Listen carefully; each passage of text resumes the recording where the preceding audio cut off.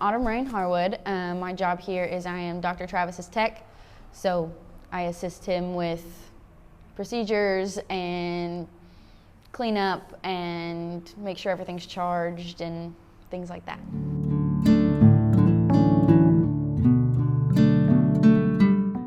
Yeah, so my day-to-day is honestly very sporadic. It depends on what we have, but I come in a little early every morning and I get stuff ready for the appointments, whether it's a lameness and I get out the lameness locator, equinosis. Oops, can you edit that out? Uh-huh. Okay. I come in early, I get out the equinosis or the x-ray or ultrasound or get things ready for whatever's gonna come in. And then I just continue doing that throughout the day, get the dental stuff ready, keep it clean, keep the floor clean, keep the trash picked up, assist Dr. Travis whenever he needs help. I hold horses. I do a lot of bandaging and wrapping legs and limbs and things like that.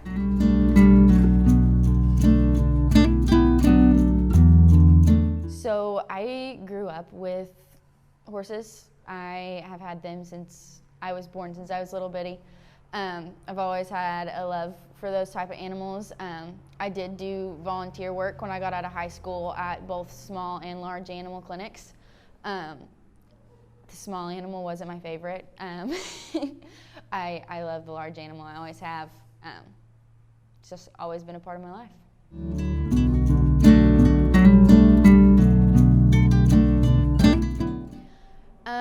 Usually, a lot of time, the approach I will take is I kind of watch how the horse and owner walk into the clinic. A lot of our clientele are repeat clients, so I honestly could tell you more horses' names than I could people names at this point.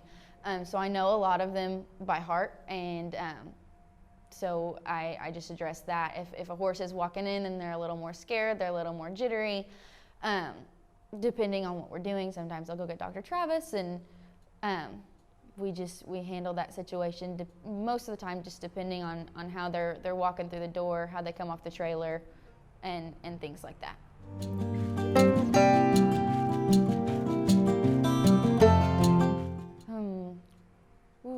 There's been a lot of good memories. I remember my first foaling season. Babies are one of my favorite things. Just the learning how to handle those situations and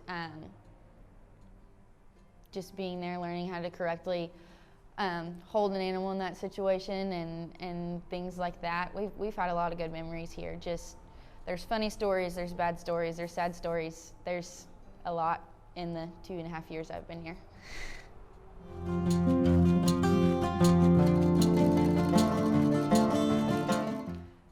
Some of the most common health issues we see, a lot of dental work.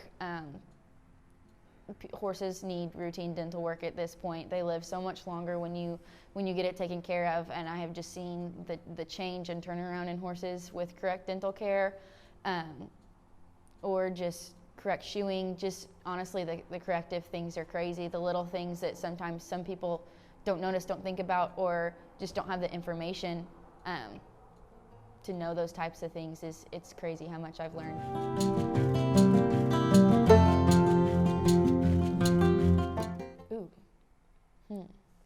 That's a good one. Our clinic is very small. We're all very close. We're hoping to grow, but right now it's mostly just communication, just maybe walking into another room and having a conversation and honestly just talking through all that is mostly how we do it.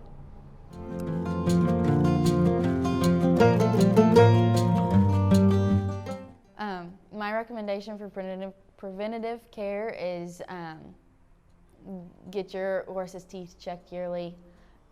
Make sure, I know shoers are hard to come by, make sure you have somebody you trust who is shoeing, trimming, whatever your horse needs.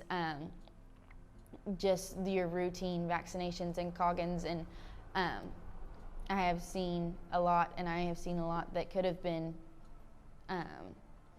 prevented by preventative care. Yeah. I like it. It makes sense. Okay.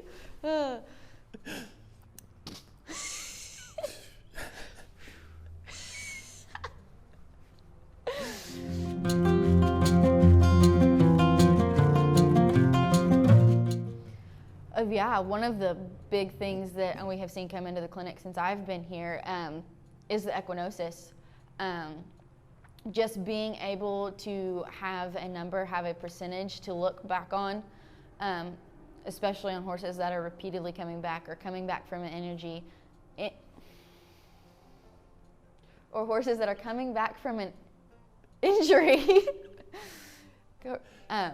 Just seeing exactly how well they have progressed, or what we're doing is working, or what we're doing is not working, and just being able to work through that has been crazy. It has been awesome just to see that progress. Another thing is the parasite machine, their fecal machine, that came in right after I did, and not having to do the floats and just saying, yeah, your horse has worms, being able to have an actual egg count, and again, go back on it and look and see, even after you've dewormed, how much the dewormer has helped. Just the technology has been crazy.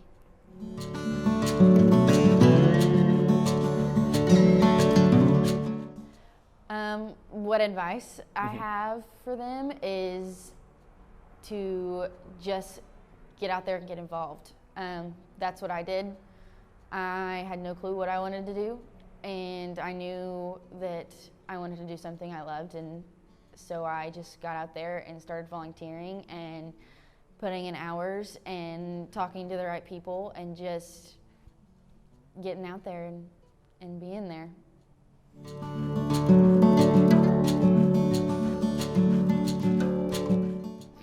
I have a funny answer for this one, but I probably shouldn't say it. Say it. So it's made me nuts because all I think about is what's going to go wrong. But really, actually, it has just kind of opened my eyes. I'm able to more so see the little things that beforehand I probably wouldn't have seen. Just being able to pick up on the little things. I've had them my whole life, and there's so much that I didn't know, and if I had any advice for anybody, it would just be to keep growing your knowledge, because there's always something new, always something different happening, and just if you can learn and are willing to learn, then you'll see so many different things, even if you don't work in a place like I do.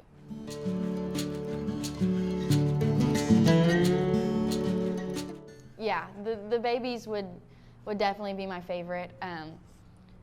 A lot of times we get phone calls after foals have been born for 24 to 48 hours and they're sick, and you can go and run plasma and do so many different things that I had no clue were even possible. And just to be able to have those babies come in at a year old and look at them and see how much they've grown and progressed. And I like the stories where we do something to help and those horses walk back in the door one day for something that's not even related. There was one case of this baby named Biscuit, and he came in and he was orphaned. He was going into liver failure. He was filled with roundworms, and he had pneumonia. And Biscuit lived here 4 weeks, and we got to write a health certificate not that long ago for Biscuit, and I think he was coming 3 years old this year, and the lady who basically saved his life by bringing him to us, I mean, she sold him, and he's happy and healthy, and we didn't know. We ran fluids to Biscuit. We did all kinds of things for Biscuit. It was crazy.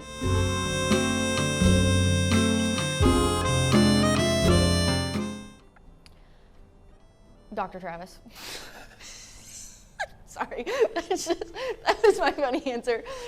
The biggest challenge I faced in my role, I don't know.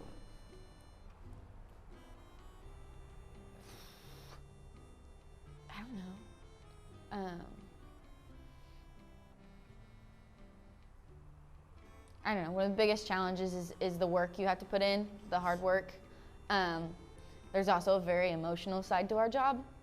You see a lot of the same people. We have multiple clients who are in here routinely, and you go through the same emotions they do with horses, whether they find out that their horse can't rodeo anymore, or they've got that old guy that it's just their time. I mean, there's a lot of, you put in the blood, sweat, and the tears with this job. It is hard work. There's a lot of emotions and a lot of hours, but wouldn't trade it for the world.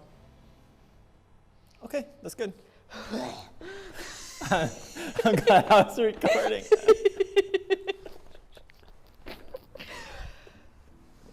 I gotta get my hair off my neck. I'm gonna stroke out.